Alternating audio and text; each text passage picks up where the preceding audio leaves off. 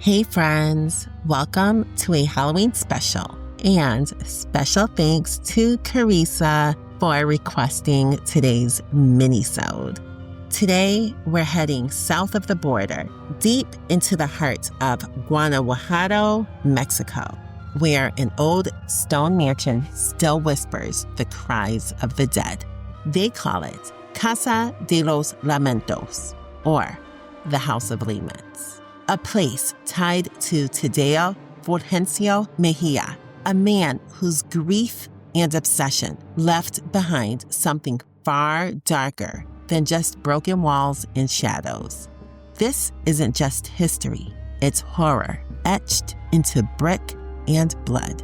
Hey friends! You're listening to Cold-Blooded Serial, a true crime podcast, and I am your host and true crime bestie, Tika.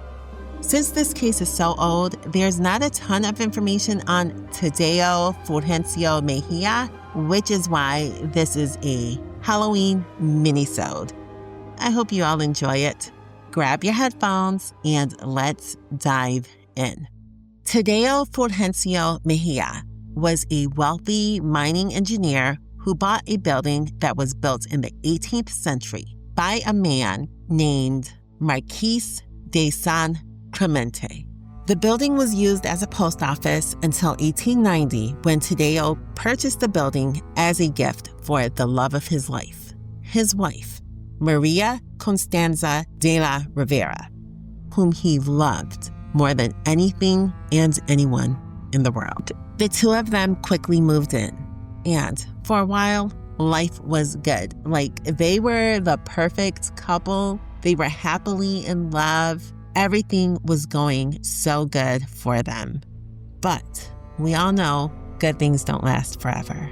And friends, nothing, I mean nothing, could have predicted the misfortune that would soon befall this happy couple. One day, while Maria was walking home, she walked down an alley and was stabbed in the back and robbed of her belongings. Neighbors who witnessed this atrocity rushed to tell him what happened. And of course, Tadeo sprinted to this alley like, oh my God, my beautiful wife. And unfortunately for Tadeo, it was too late. He couldn't do anything more than to carry her lifeless body in his arms. Friends, this tragedy completely broke this man. And when I tell you that Tadeo was consumed by anger and desperation to see his beloved Maria again, yeah, he was driven mad at the loss of her. And instead of going back to work and being the prominent engineer that he was, his new obsession was to bring her back to life. And he made numerous attempts to contact his dead wife, Maria, in the afterlife. When I tell you that Tadeo was like, I will sell my soul, I will do anything just to have her back into my life, he truly meant it. It got so bad that Tadeo went to go talk to a bruja, or a witch, and was like, hey, listen, I recently lost the love of my life to a brutal crime, and I've read all these books. I've done everything I could possibly do to try to bring her back, and nothing has worked. Bruja, can you help me? And the witch is like, yes, Mr. Mejía, you can definitely bring your wife back. All it takes is many lives for her one life. This is nothing that a little black magic and a few sacrifices can't fix. The witch advised him to perform rituals ranging from animals to human sacrifices. And Tadeo, who was still blind with rage and grief, didn't even hesitate to tear off the skin of his victims. Friends, he literally skinned his victims alive. Tadeo was so mentally broken at this point, he didn't even care who his victims were. He went after animals, men, and women.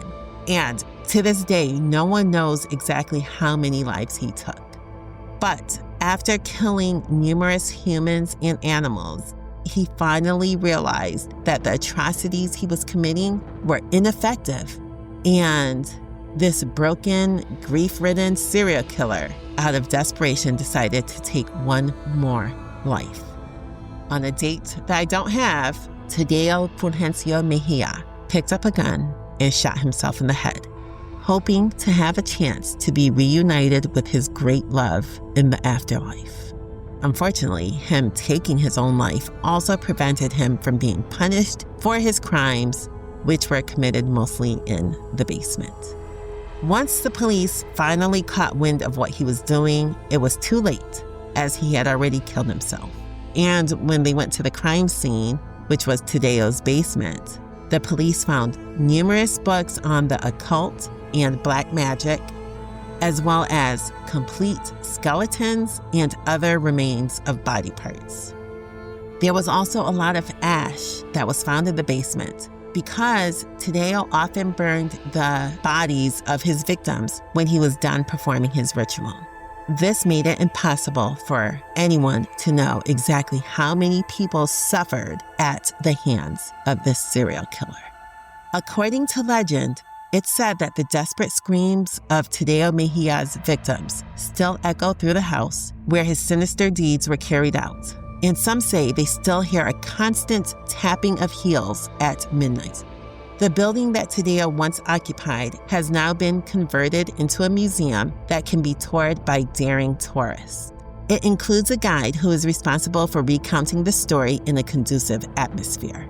Once inside, dioramas depicting Tadeo Mejía surrounded by skulls, chains, and implements of black magic.